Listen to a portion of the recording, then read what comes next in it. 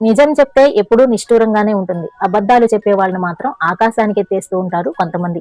వాళ్ళు చెప్పే దాంట్లో ఎంత నిజం ఉంది, ఎంత అబద్ధం ఉంది అని అనుకోరు. అబద్ధం చెప్తే మాత్రం చాలు పొంగిపోతూ ఉంటారు. అదే నిజాలు చెప్తే నిజాలు కొంచెం నిష్ఠూరంగా ఉంటాయి కదా, వాటిని అంతగా గ్రహించరనమాట. అనుభవంతో తెలుసుకుంటే కానీ వాళ్ళకి తెలుస్తుంది. ఈ రోజుల్లో మనుషులు చాలా స్వార్థంగా మారిపోయారండి.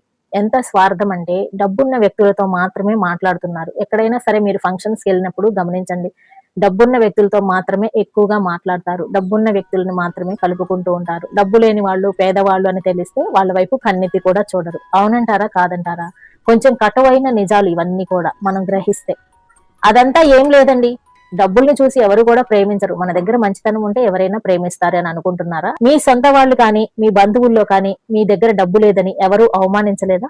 మీ బంధాలు ఏవైనా సరే మీ దగ్గర డబ్బు లేని కారణం చేత నిన్ను వదిలిపెట్టేయలేదా?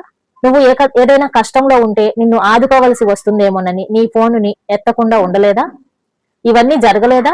జరగకపోతే నువ్వు చాలా అదృష్టవంతుడివి. ఒకవేళ జరిగినట్లయితే ఇప్పటికైనా నిజం తెలుసుకొని నిన్ను నువ్వు ప్రొటెక్ట్ చేసుకో. అవతలి వ్యక్తుల కోసం పరుగులు పెట్టింది చాలు. నీ కోసం నువ్వు బతకటం నేర్చుకో. అలాగని అందరూ మనుషులని వ్యతిరేకించమని ఇక్కడ ఉద్దేశం కాదు. అవతలి వ్యక్తికి ఎంతైతే నువ్వు విలువ ఇస్తున్నావో నీకు నువ్వు విలువ ఇచ్చుకోవడం మాత్రం అసలు మర్చిపోకు. డబ్బుని సంపాదించుకుంటూ అవతలి వ్యక్తులతో సంబంధాలను కూడా కాపాడుకోవటం నేర్చుకో. అప్పుడే జీవితంలో బాగుంటావు. ఏమంటారు? వీడియో నచ్చితే లైక్ చేయండి. మరిన్ని మంచి విషయాల కోసం ఛానల్ ని సబ్స్క్రైబ్ చేసుకోండి. Thank you for watching. మీ అమూల్యమైన అభిప్రాయాలని కామెంట్ లో తెలియజేయండి.